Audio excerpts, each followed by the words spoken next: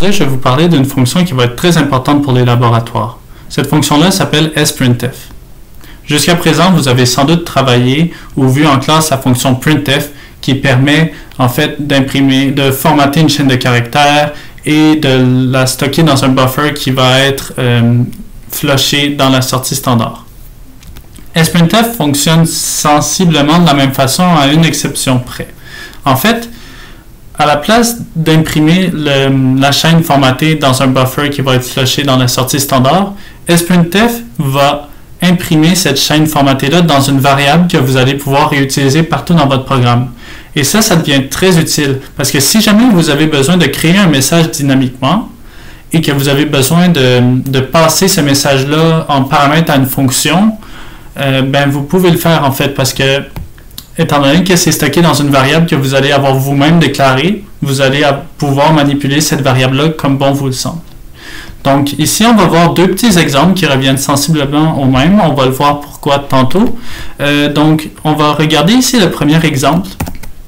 Notre objectif pour le moment, c'est de passer à la fonction traiter message, un message qui est « Mon chiffre favori est 8 et ma lettre préférée est W ». Donc ici, si on regarde ce que fait traiter message ne fait qu'imprimer sur la sortie standard message 2 points avec le contenu du message. Donc, ici on a notre chiffre favori qui est 8 et notre lettre préférée qui est W. On s'est dit tantôt que sprintf permettait d'imprimer ce message-là dans une variable qu'on va pouvoir réutiliser partout dans notre code. Donc, il nous faut un buffer. Il nous faut un buffer qui est notre variable qui va contenir la chaîne formatée. Donc ici, c'est mon message, qui est un tableau de caractères de taille 256. Donc, syntaxe de sprintf. Sprintf prend comme premier paramètre le buffer dans lequel on veut stocker le message construit. Puis après ça, le reste va vous sembler très familier si vous avez déjà travaillé avec printf. Ici, on a notre formatage qui revient au premier paramètre de printf. Puis, on a, exactement comme dans printf, les données qui vont venir populer en fait notre formatage. Donc, on a notre chiffre favori ici et on a notre lettre préférée qui va aller ici. Puis après ça, on passe, après cette instruction-là, mon message va contenir la chaîne de caractères, mon chiffre favori est 8 et ma lettre préférée est W. Puis, après ça, on passe mon message à traiter message. On peut s'assurer que tout fonctionne comme il faut. Alors, on va essayer tout de suite le programme. Et oui, on a message 2 points. Mon chiffre favori est 8 et ma lettre préférée est W. Donc, tout semble bien marcher. On va voir maintenant le deuxième cas que vous allez voir très souvent en laboratoire. Vous allez souvent vous retrouver avec des instructions qui ressemblent à ça ici. Puis, en fait, ce qu'on veut, c'est de convertir une donnée de type numérique comme int en string. En fait, comme on a dit tantôt, les deux cas qu'on va voir aujourd'hui reviennent pas mal au même. Parce que, ici, quand on dit convertir une donnée de type numérique en string, on stocke un message dans un buffer exactement comme avant. Sauf que ce message-là contient seulement un nombre à formater. Donc, ici, %d. Donc ici, on a mon nombre qui est 245. Exactement comme tantôt, on se crée une variable qui s'appelle, dans ce cas-ci, mon nombre en string, qui est le tableau dans lequel on veut stocker en fait le 245 en string.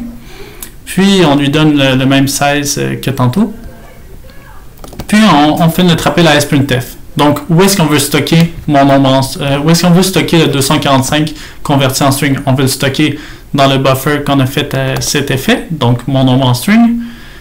C'est quoi le formatage? C'est simplement un %d parce qu'on ne veut pas, comme tantôt, entourer la donnée d'un message. Puis après ça, on met qu'est-ce qui va être à la place du %d? Ça va être mon nombre, donc 245. Puis après ça, juste par démo, on l'imprime à l'écran. Mais remarquez ici qu'on passe %s, parce qu'ici, en fait, on veut imprimer le contenu de mon nombre en string, qui est un tableau de caractères, ce qui revient à une string. Donc, normalement, ici, on devrait voir à l'écran notre fameux 245, si le nombre a bien été formaté et stocké dans mon nombre en string. Donc on va regarder ça à l'instant. Et oui, on a bel et bien 245. C'est la preuve, en fait, qu'on a bien réussi à stocker un 245, de le formater en chaîne de caractères et de le mettre dans mon nombre en string. Maintenant, pourquoi est-ce que j'ai dit tantôt que vous allez souvent voir ces lignes-là ici? C'est parce que vous allez voir des fonctions assez spéciales pendant le cours, mais très utiles. Je vous donne un exemple, toutes les fonctions de la famille exec. Ça va être vu plus tard dans le cours, mais imaginez-vous une fonction qui ne prend seulement que des strings, en fait. Puis que vous vous retrouvez dans une situation où cette fonction, où ce que vous devez passer, les données que vous avez et que vous devez passer à cette fonction-là sont de type numérique, donc int ou double. C'est là que ça peut devenir très intéressant, ce genre de manipulation-là, parce que vous allez prendre votre nombre, vous déclarer un buffer ou stocker la conversion, puis seulement en fait imprimer dynamiquement votre donnée numérique dans une chaîne de caractères. Puis après ça, vous allez pouvoir faire votre appel de fonction. Donc, j'espère que vous avez apprécié cette capsule. Je vous invite encore fortement à aller lire la man page de sprintf parce que c'est une fonction que vous allez utiliser dans les laboratoires tout au long de la session. Vous allez la voir dans plusieurs exercices aussi, puis si ça se trouve même à l'examen. Donc, je vous invite fortement à bien comprendre cette fonction-là. Puis, je vous souhaite une très bonne session. Au revoir.